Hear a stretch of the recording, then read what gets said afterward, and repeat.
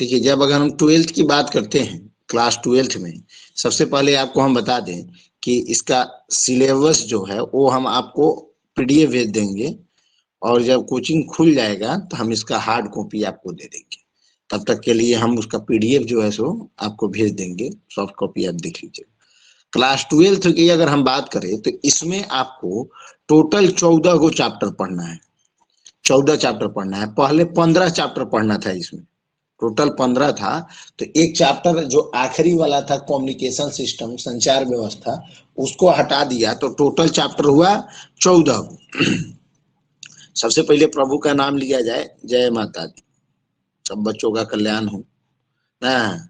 और आज बड़ा बढ़िया दिन है, मंगलवार है। आज हर बार हम मंगलवार से ही बैच प्रारंभ करते हैं, आज तक रिकॉर्ड रहा है, तो इसलिए ये बैच भी आप, हाँ, इसलिए आज मंगलवार से ही हम स्टार्ट किए हैं।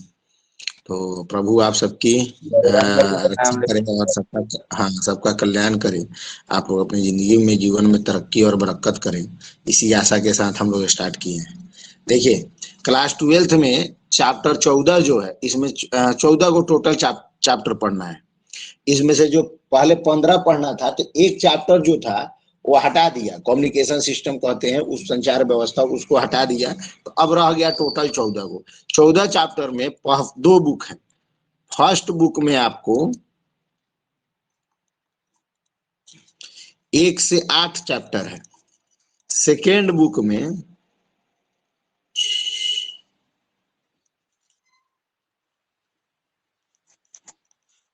9 से 14 है। 2 किताब है। फर्स्ट बुक में 8 गो है और सेकेंड बुक में क गो है, 6 गो है, 9 से 14। अब देखो, जो फर्स्ट बुक है हम लोग इसी को पहले स्टार्ट करते हैं।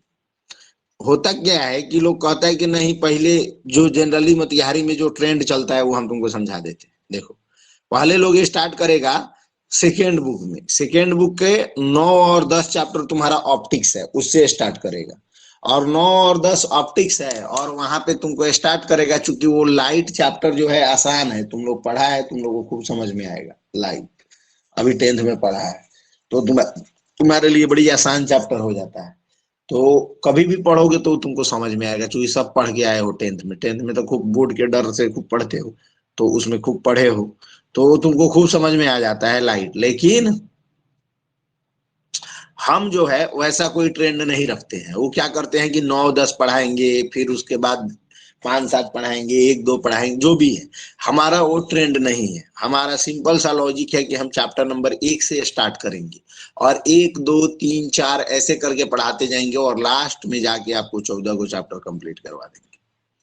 आपका सिलेबस 30 नवंबर को किसी भी परिस्थिति में समाप्त होगा, ये बात तय है। 30 नवंबर लास्ट डे।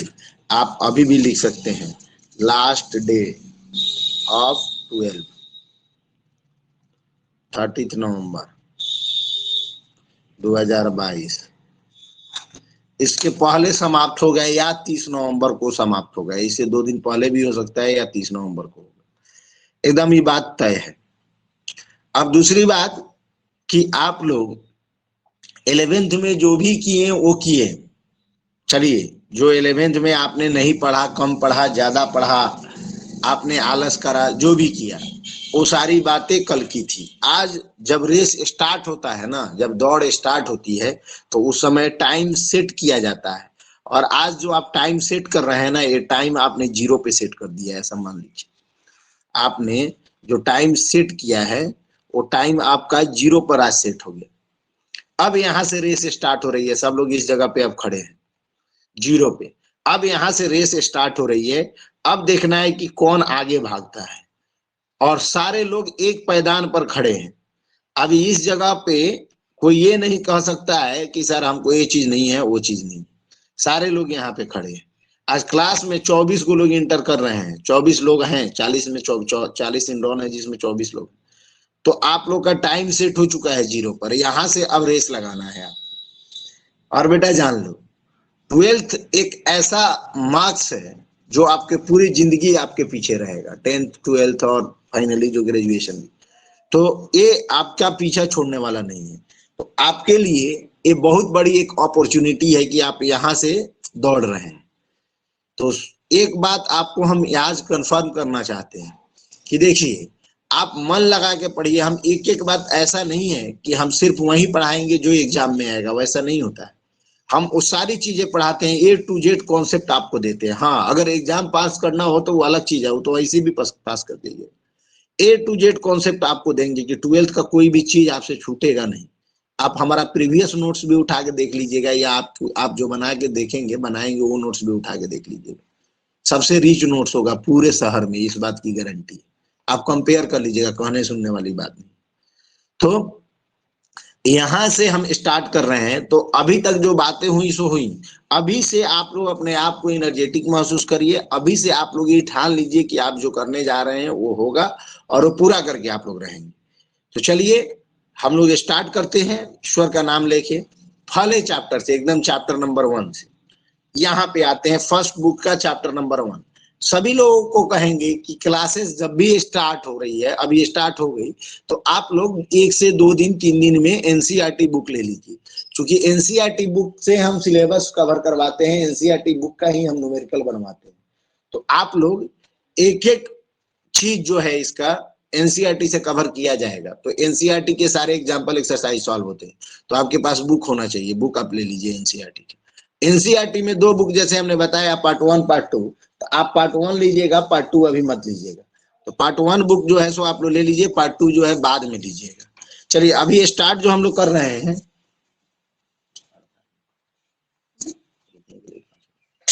अभी हम लोग कर रहे हैं, उसमें यूनिट 1 है। ये यूनिट 1 है।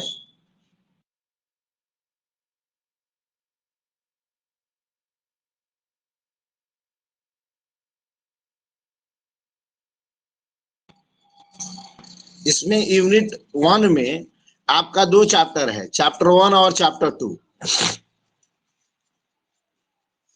चैप्टर 1 आपका जो है वो है इलेक्ट्रिक चार्ज एंड फील्ड, वैद्युत आवेश एवं क्षेत्र।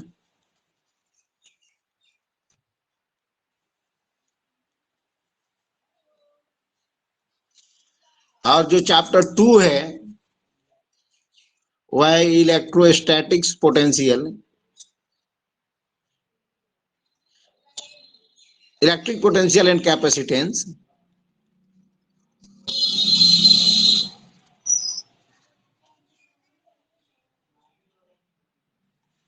वैद्युत विभव,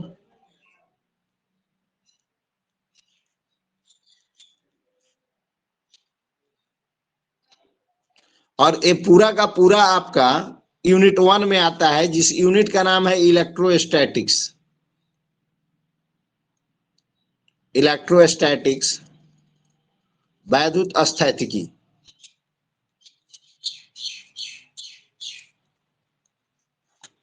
वैद्युत स्थैतिकी, वैद्युत स्थैतिकी में 2 चैप्टर, चैप्टर 1 चैप्टर 2। चैप्टर 1 का नाम हुआ electric charge and field, chapter 2 का नाम हुआ इलेक्ट्रिक पोटेंशियल एंड कैपेसिटेंस। इससे पहले दोनों चैप्टर मिला के 8 नंबर का सवाल आता था, लेकिन अब जब एक चैप्टर हट गया तो ये दोनों से मिला के 10 नंबर का सवाल आएगा, 10 नंबर। अब 10 नंबर में आपका हो सकता है इससे 5-5 आ जाए या 6-4 आ जाए, ऐसे करके आ जाए। 10 नंबर का क्वेश्चन इससे फिक्स होता है कि आएगा। दोनों से पूरा यूनिट 10 मार्क्स का होता है, 10 मार्क्स।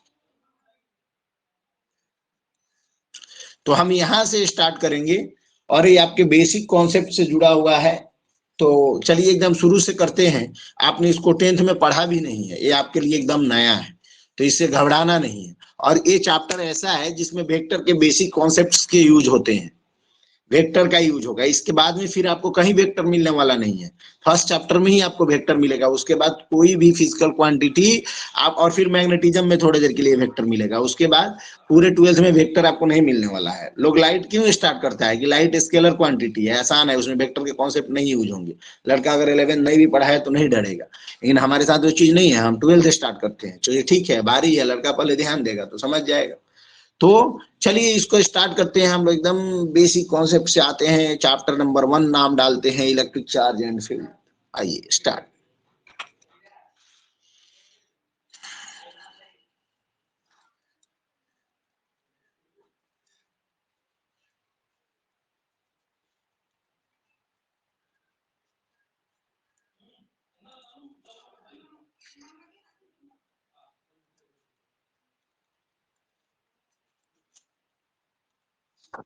सर चैप्टर 2 में जो लिखे थोड़ा एक बार पढ़िएगा। इलेक्ट्रिक पोटेंशियल एंड कैपेसिटेंस, वैद्युत विभव एवं धारिता, वैद्युत विभव एवं धारिता।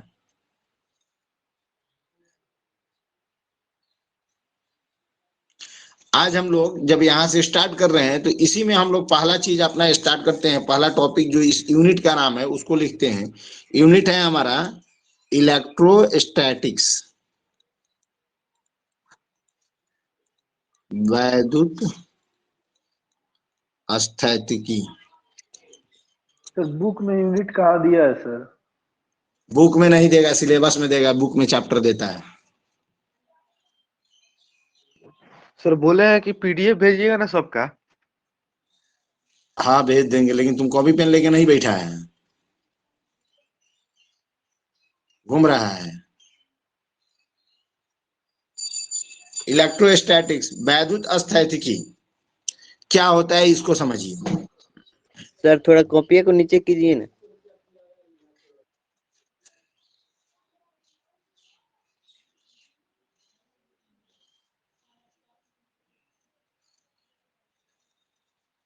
चलो अब यहां से स्टार्ट करते हैं हम लोग वैद्युत स्थैतिकी से। देखिए इलेक्ट्रो प्लस स्टैटिक्स, इस अगर हम इसको ध्यान से देखें तो इसमें दो टर्म्स जुड़ा हुआ है। One is the electro and another is the statics. Electrostatics, electro को अगर हम बोलते हैं ना तो ऐसा प्रोनाउंसिएशन होता है समथिंग लाइक दैट इलेक्ट्रॉन, कुछ इस तरीके का प्रोनाउंसिएशन हो रहा है जैसे हम बोल रहे हैं इलेक्ट्रॉन, इलेक्ट्रो। और स्टैटिक्स का सिंपल सा लॉजिक है जो आप सब लोग जानते हैं। स्टैटिक का मतलब होता है स्थिर रहना, आराम से रहना, रेस्ट में रहना। और इलेक्ट्रो का अर्थ हो गया इलेक्ट्रॉन से कुछ प्रोनाउंस्ड हो रहा है। लेकिन इलेक्ट्रॉन के ऊपर क्या होता है, तो इलेक्ट्रॉन के ऊपर चार्ज होता है। और यहाँ इलेक्ट्रो मतलब भी चार्ज ही हुआ। यानी हम इसको अगर देखें तो कहेंगे कि फिजिक्स का एक ब्रांच है इलेक्ट्रोस्टैटिक्स, जिसमें चार्ज हमारा अगर स्टैटिक्स कंडीशन में रहे, रेस्ट के कंडीशन में रहे, तो उसका हम स्टडी करेंगे। रेस्ट के कंडीशन में चार्ज रखा हुआ है और इस चार्ज के रखे होने से क्या क्या चीजें हो सकती हैं। एक चार्ज जो है क्या क्या चीज कर सकता है, एक आवेश क्या क्या बातें अपने स्थिर स्थिति में क्या क्या चीज, क्या क्या गुण, क्या क्या कर्म कांड कर सकता है, इसके बारे में हम लोग पढ़ेंगे। चलिए, यानी इसी बात को डिफाइन करके यहाँ लिख लेना है। हम क्या लिखेंगे,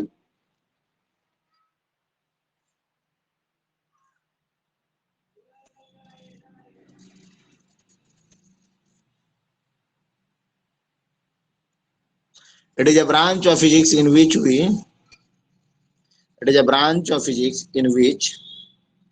we study about charge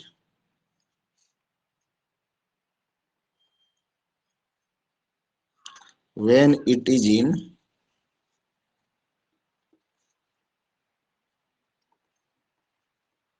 rest condition. It is a branch of physics in which we study about charge when it is in rest condition. यह भौतिकी की एक शाखा है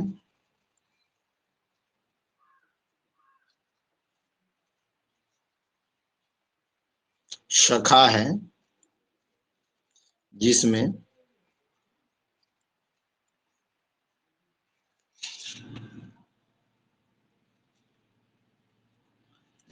आवेश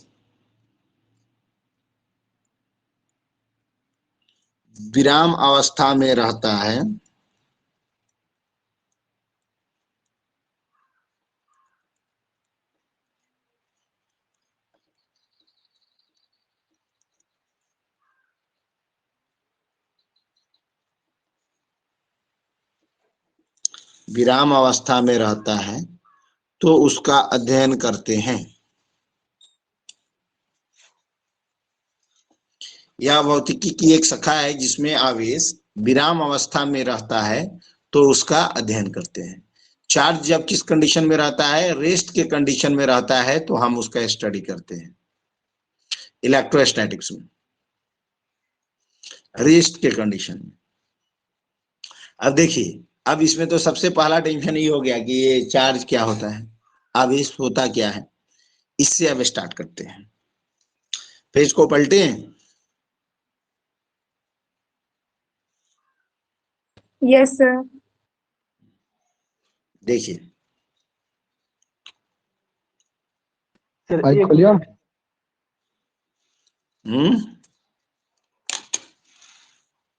देखिए पलटते हैं पेज को। पीडीएफ हुआ भेज दीजिएगा। घूम घूम के पढ़ो तुम, घूम घूम के। देखिए, चार्ज क्या होता है।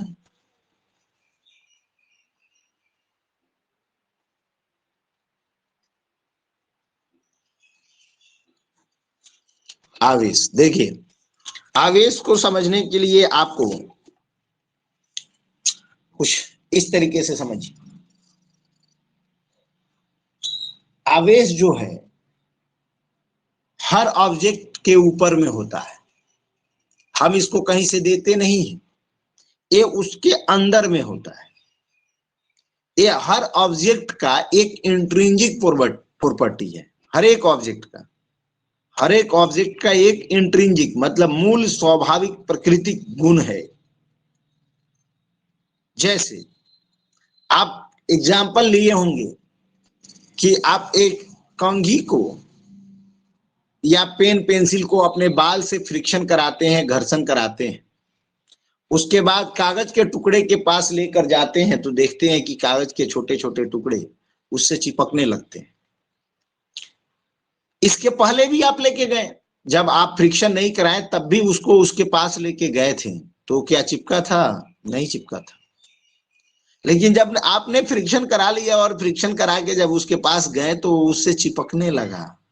इसका मतलब कुछ ऐसा था जो पहले उस कंघी पे नहीं था, लेकिन फ्रिक्शन के बाद आ गया। आप वहां पर सिर्फ कंघी लेके गए थे, अगर आप अपने बाल लेकर भी जाते ना तो भी बाल से चिपकता, यानी बाल में भी वो चीज पहले नहीं था। आप देखते होंगे जैसे कंघी लेके जाते होंगे, बाल के पास बाल खड़ा हो जाता होगा, मिलाए होंगे, वॉच किए होंगे, यानी पहले ऐसा कुछ था जो पहले नहीं था। और जैसे आपने फ्रिक्शन करा लिया, आपने 2-4 बार कॉम्ब कर लिया तो वो गुण आ गया, वो मैग्नेट वाला गुण आ गया। इसका मतलब ये है कि चार्ज कहीं अलग से नहीं था, वो दोनों चार्ज हो गया, कंघी भी चार्ज हो गया और बाल भी चार्ज हो गया, यानी चार्ज वहीं पे था, उसके अंदर था, बस फ्रिक्शन से वो क्या हो गया, उभर के उसके सतह पर आ गया। तो ये मैग्नेट वाला गुण दिखाने लगा, चिपकने वाला गुण। अभी ठंडी के दिन है, अगर तेजी में कंबल झटक दीजिए आप तो देखिएगा कि वो स्पार्क करता है, उसमें स्पार्किंग आपको दिख जाएगा। या स्वेटर निकालिए अगर तेजी में तो वहां पे चट चट की आवाज देगी, स्पार्क होगा। ठीक वैसे ही जैसे प्लस और माइनस तार को मिलाते हैं तो स्पार्क करता है। तो क्या है वो? आपका चार्ज है। तो जो पहले नहीं था, लेकिन शायद कुछ ज्यादा देर तक हमने स्वेटर को पहन के रखा या फ्रिक्शन किया तो इस वजह से आ गया, तो इलेक्ट्रिक का प्रॉपर्टीज दिखाने लगा, वो स्पार्किंग होने लगी। यानी कहने का अर्थ ऐसे ही है कि चार्ज कहीं होता नहीं है, चार्ज सभी ऑब्जेक्ट का एक इंट्रिंसिक प्रॉपर्टी है, एक स्वाभाविक गुण है जो किसी ना किसी प्रोसेस और प्रक्रिया करने से उसके सतह पर आ जाता है। ठीक वैसे कि कोई भाई साहब हैं, अगर आप उनको कुछ मुंह देख के चिढ़ा देते हैं तो गुस्से लगते हैं, हालांकि आप किए कुछ नहीं होते हैं, सिर्फ अलग से थोड़ा सा अपने मुंह से या अपने हाथ से कुछ ऐसा सिंबल बना देते हैं जिसको देख के वो गुस्सा जाते हैं। तो ये गुस्सा आपने दिया नहीं है, गुस्सा उनके अंदर था जो निकल के उनका स्वाभाविक गुण था। आपने बस एक प्रोसेस किया है और उस प्रोसेस से गुस्सा उनके चेहरे पे आ गया है। तो ये क्या है? ये चार्ज वैसा ही है, ये इंट्रिंसिक प्रॉपर्टी है जो सबके अंदर होता है। किसी ना किसी प्रोसेस के थ्रू, किसी ना किसी प्रक्रिया के थ्रू उसको उसके सतह पर लाया जाता है। जो वो प्रोसेस, वो प्रक्रिया जिससे वो उसके सतह पर आ जाए, उसके सरफेस पे दिखने लगे charge, that was the called methods of charging. ये आपका आवेशन की विधि कहलाती है, आवेशित करने की विधि कहलाती है, वो भी आपको पढ़ना है। लेकिन अभी हम चार्ज पढ़ा रहे हैं तो चार्ज को समझेंगे। चार्ज क्या है कि ये इंट्रिंसिक प्रॉपर्टी है, वो उसका स्वाभाविक गुण है जो उसके अंदर होता है, जिसके कारण कौन कौन सा गुण शो हो रहा है? इलेक्ट्रिक फील्ड गुण हो रहा है और मैग्नेटिक फील्ड बनता है, इलेक्ट्रिक एंड मैग्नेटिक फील्ड। अब आप कहेंगे कि सर ये क्या होता है इलेक्ट्रिक, तो जो स्पार्क कर रहा था, वो जो अट्रैक्ट कर रहा था, और उसके बारे में विशेष आपको आगे भी पढ़ना है, तो इतना ही बात को हम लोग यहाँ पे लिख लेंगे।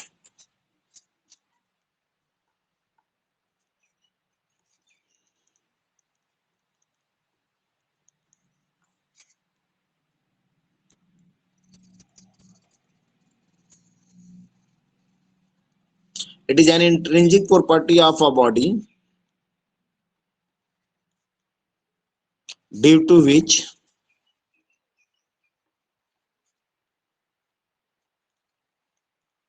electric field is produced।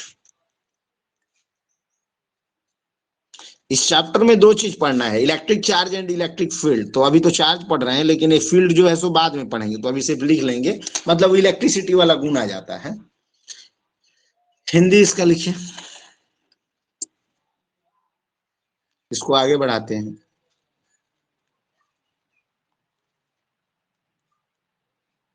या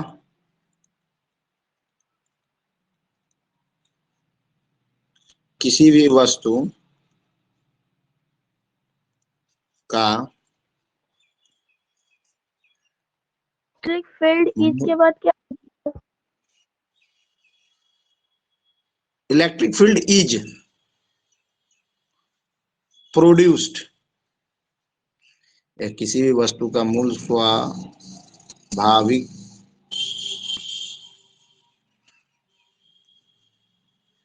या किसी भी वस्तु का मूल स्वाभाविक गुण है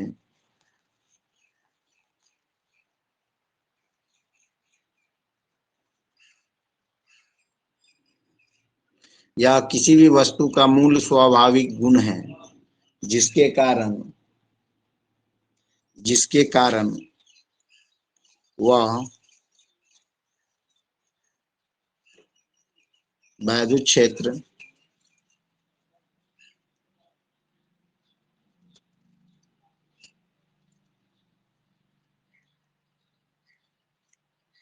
का निर्माण करता है, जिसके कारण वो वैद्युत क्षेत्र का निर्माण करता है। मूल स्वाभाविक गुण है जिसके कारण वो वैद्युत क्षेत्र का निर्माण करता है। अब देखिए, इसमें हम अब चार्ज के बारे में समझेंगे। तो हमने इतना समझ लिया कि इंट्रिंसिक प्रॉपर्टी है, इसको डिनोट किस चीज से करते हैं, तो it is denoted by Q.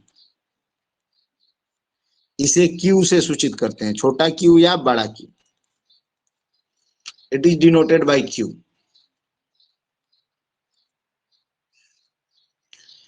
क्या ये फंडामेंटल फिजिकल क्वांटिटी है? तो नहीं। 7 फंडामेंटल फिजिकल क्वांटिटी जाना गया था जिसमें चार्ज नहीं था। यह डेराइव्ड फिजिकल क्वांटिटी है। It is a derived physical quantity.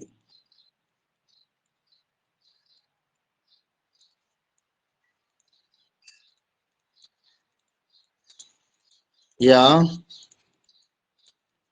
व्युत्पन्न भौतिक राशि है।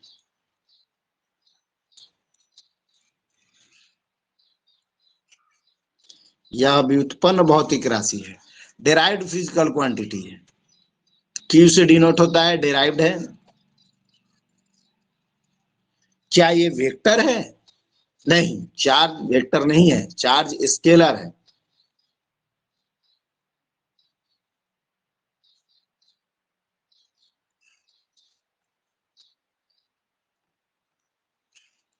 आवेश अदिश राशि है।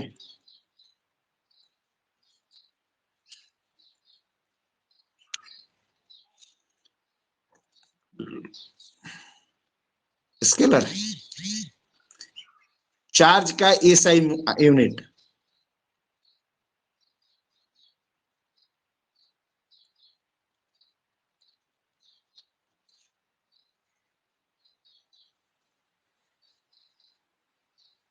चार्ज का एसआई यूनिट कूलम्ब।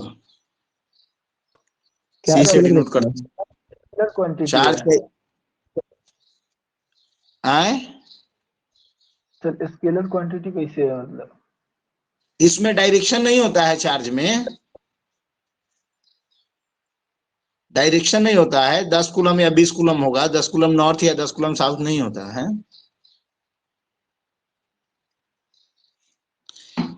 और चार्ज जो है स्केलर क्वांटिटी है, इसका एसआई यूनिट कूलम्ब होता है। देखिए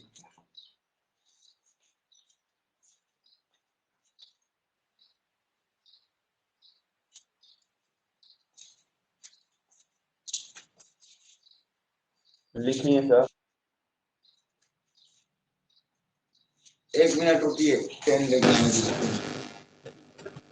पेन खत्म हो गया है।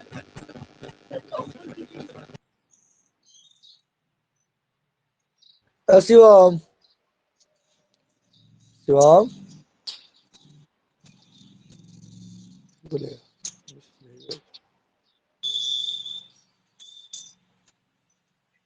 सर कूलम के आगे ब्रैकेट में क्या लिखे हैं? सर थोड़ा ऊंची ना। हेलो।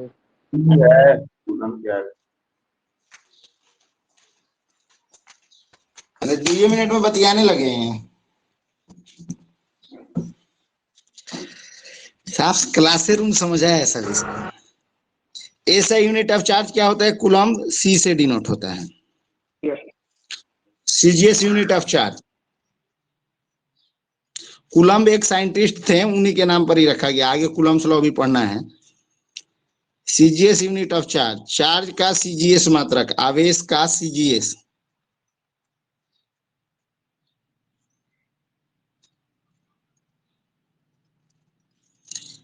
इलेक्ट्रोस्टैटिक यूनिट या ईएसयू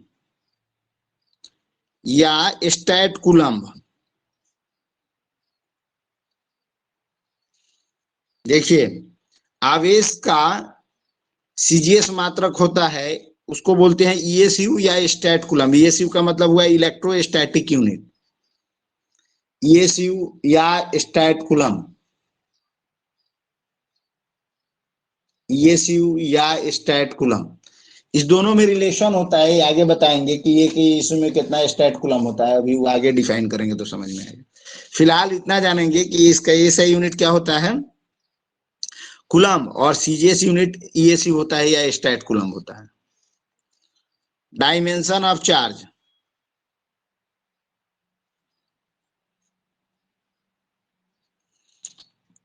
आवेश का बीमा,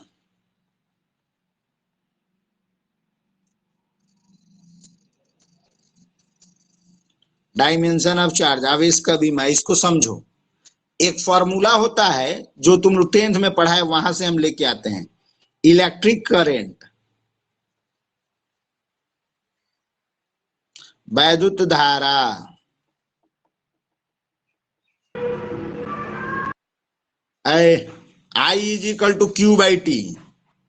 तो क्यू इज इक्वल टू होता है आई टी।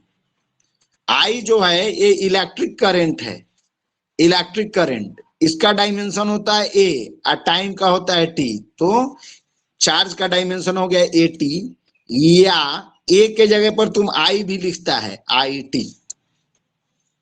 तो चार्ज का डायमेंशन क्या आ गया, ए टी या आई टी। ए जो है एम्पियर है, जो सर करंट आवेश है। का, सर आवेश का क्या लिखे? बीमा। बीमा डायमेंशन,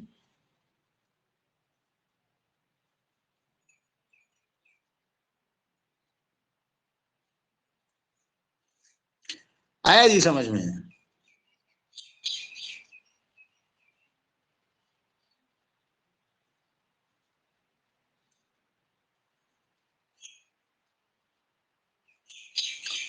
समझ में आया?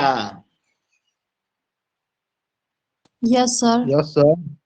हाँ, तो ये चार्ज है। चार्ज के बारे में हम लोगों ने क्या समझा कि चार्ज एक इंट्रिंसिक प्रॉपर्टी है जिसके कारण इलेक्ट्रिक फील्ड प्रोड्यूस होता है। चार्ज आपका स्केलर क्वांटिटी है। चार्ज जो है सो आपका सीजीएस यूनिट इसका डिराइव्ड फिजिकल क्वांटिटी है। इसका एसआई यूनिट क्या होता है, कूलम्ब होता है। सीजीएस यूनिट ईएसयू या स्टैट कूलम्ब होता है, और इसका डायमेंशन एटी या आईटी होता है।